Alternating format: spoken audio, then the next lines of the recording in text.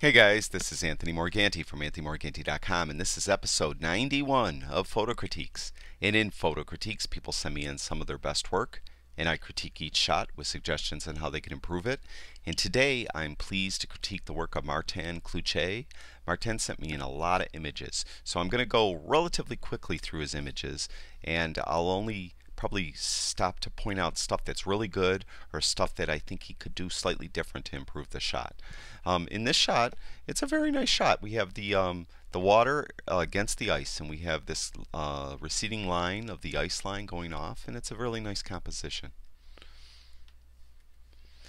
This shot here, what I like most about it is we have this perfectly exposed building in this pitch black, inky black sky that's against the building. So it's a really nice exposure in that regard. It was 0.6 of a second f/4 ISO 800, 18 millimeters. The one thing I could suggest is, if possible, is if you could reposition yourself and work this scene to help eliminate this building, because this building jutting out into this building is just kind of ruining the idea I think you were going for of getting this lit up building silhouetted against the sky.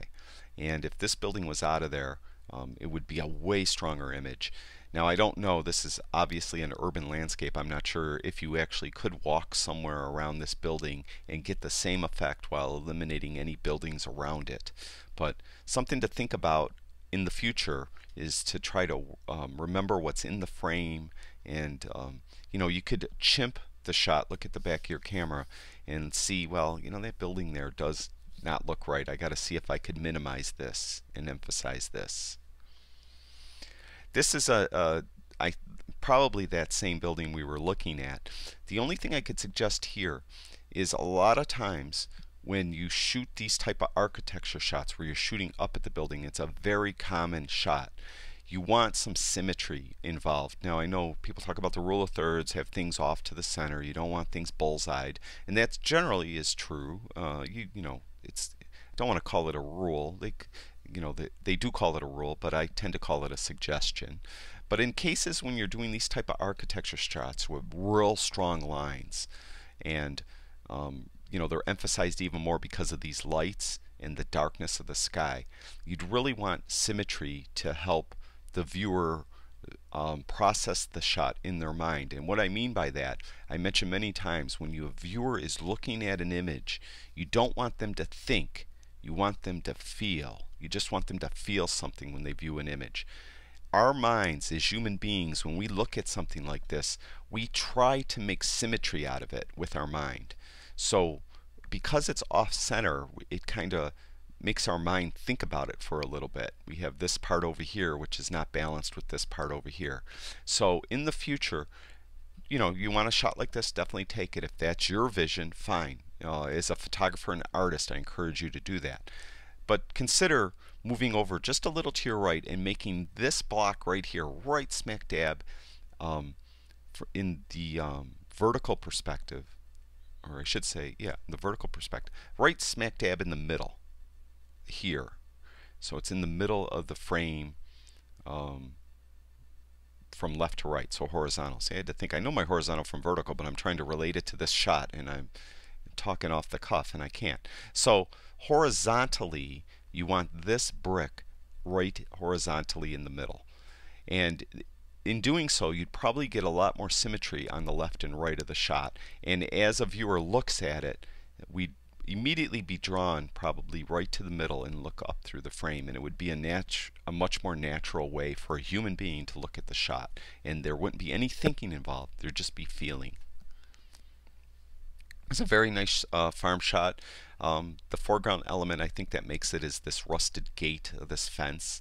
It's a very cool shot, very nicely done. Again, this is another one where I think you need some symmetry. You have strong leading lines of these wires, but they're off to the side. And again, our brain is looking for symmetry, and we have this symmetry of this high tension power posts, this kind of V formation or Y formation. Again, I think if you could have done something here to get some symmetry involved, it would have been a stronger shot.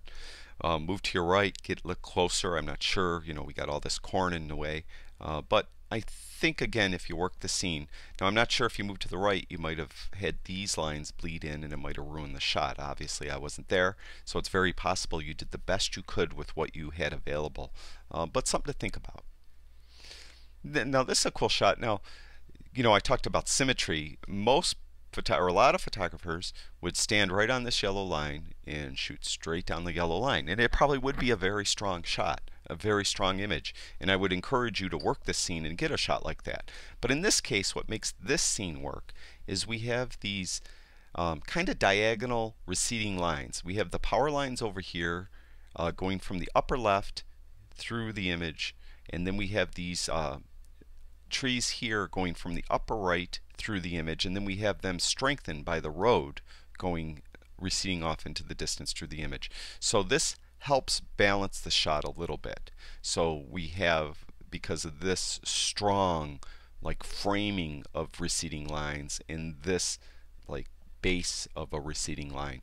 So it's a very cool image. I would definitely suggest you take an image like this, but I would also work this scene, and I would see if you could use this yellow line as an exploited point in the shot, and maybe have your camera sitting right on that line or very low to that line and shooting down very wide, and you'd still have these other receding lines contributing to the shot. This is a pretty cool shot. Just this house. I don't know if it's built into the side of the ground or what it is. Very cool. You know, kind of recorded the image of where you were. I'm not sure if it's slightly crooked or not. It looks tiny bit skewed towards the right. I'm not sure, but it could be just the way the lines are. It's making my mind play games with the actual geometry of the shot. But it's a nice rendering of the scene while you were there.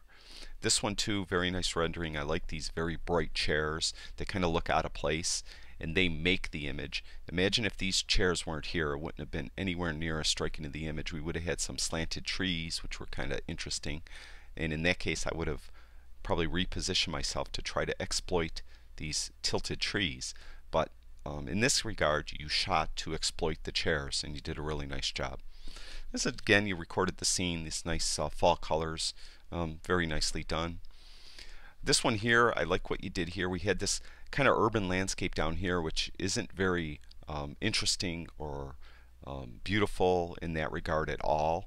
But what you did is you minimized it by having it in the lower third, using the rule of thirds. You had it in the lower third, so the horizon is probably right around that third line, that horizontal third line, and you emphasized the really good part of the shot, and that is the clouds and the God rays or the God beams.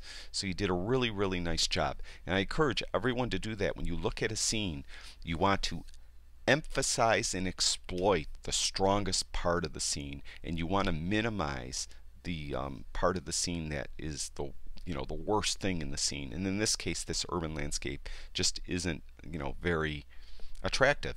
So Martin did a great job of minimizing it and maximizing the really strong part of the scene. There's another like farm shot. This is something that would be in the middle of a farming magazine, something like that. I don't know what they call these irrigators or waters, whatever. They obviously they water the crops. So it's a pretty cool shot. Very nice rendering of the scene. It was 1/160th of a second at f7.1, so you weren't wide open. So you have enough depth of field to render the scene.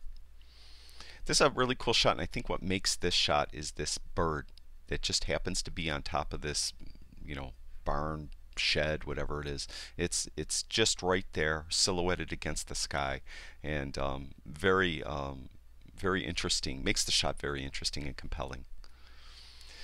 I like the processing here. You're emphasizing the white plastic rolls of grass or hay or whatever it is in there.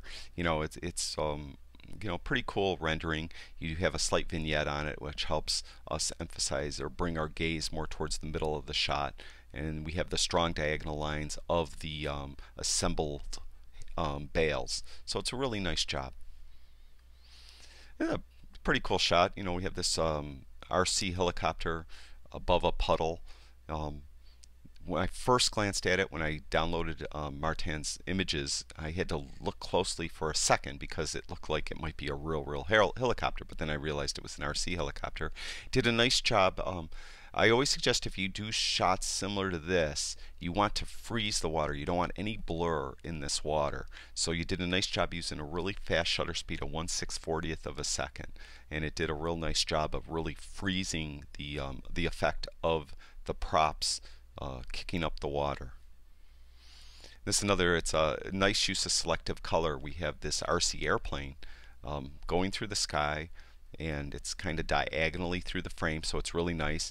We have it flying into the bigger part of the frame, which is excellent. You don't want it too close to this edge flying out of the frame. It doesn't look natural. So Martin did a very nice job compositionally, and the selective color is awesome.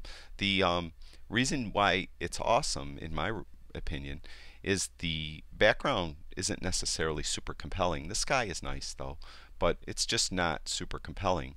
So we minimized the part that isn't as compelling by rendering it in gray, and then we emphasize the part we want the people to look at, which is the airplane, and putting it in color. And I mentioned many times in the critiques, a lot of critics don't like selective color. They don't think it's pertinent anymore. They think it's 1990s type photography, but I think it's awesome.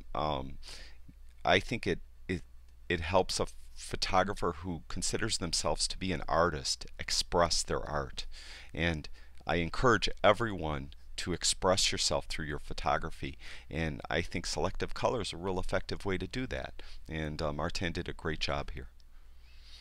And it's a very nice scene, very a typical, kind of farming scene, and we have, these, I don't know if they're technically bales of hay. I'm not a farmer, I'm sorry. They're rolls of hay, whatever they are. Pretty cool, pretty nice shot. We have, the typical farm background, very nice. Again, Martin did a nice job of minimizing what's not interesting in the shot, which is the sky. There's really no clouds up there. It's just expansive, light bluish to grayish sky. Very nice. Nicely done by pointing this camera down more and emphasizing what's interesting, which is all this down here. So it's a really nice composition, Martin. Very nice. And a nice winter scene. We have this kind of, I don't know if it's a river or pond, creek coming through, frozen. Just kind of your typical wintry shot. You'd kind of picture something like this maybe on a greeting card or something like that. Another, probably from that same area, winter scene. In here we don't have a real strong subject except for maybe these stairs. So, kind of you look for something to try to exploit in a scene like this, and Martin found these stairs. So it's a nice shot. A very nice shot, this kind of night scene. Notice in the light bulbs they're just spots of light. And it's because Martin used a f-stop of 5.6. On some lenses, if he stopped down a little bit and used like f-stop around f13, you would have got this star effect, kind of a star burst effect on all the pointed light sources, which are these light bulbs. He has it working a little bit on this light right here, back here, but the rest of them aren't like that. But something to think about. It might be too overwhelming if he used a really small f-stop and got all of these to burst. It might be it might not have been a really cool shot, but it's something to consider to try to do. Get this shot and then stop your lens down a little bit, usually around f13. Now I mentioned before, not all lenses will do it. It depends on the internal structure of the diaphragm in the lens whether or not it will do it, and some do it to better degrees than others. So I'm not sure if this lens would do it, but try it. Stop down to f13. Of course, you need a tripod. You're going to be shooting probably way longer than 5 seconds, probably over 30 seconds. But and if it's windy, you wouldn't be able to do it because these trees in the background would be waving all around if it was windy, and it would be blurry in the shot, and even these lights would be waving in the wind probably. So something to think about though. This cool shot of the sky, stark looking sky against this brightly lit building. I think this is another one. I don't know what this is, a bridge or something in the way, or another building. Something to work the scene. This just seems totally out of place right here. And this tree here kind of, just doesn't look right. I think if that tree wasn't there and you just had this, it might have been a stronger shot. If you had more of this and less of this, it would have been a stronger shot. So something to work the scene. This is a really cool shot, and I like what you did here, where you got this entire tree here in the shot. Didn't cut it out. And then, of course, you have this kind of frozen fountain with the lights on it. That's a nice winter shot. Very nicely done.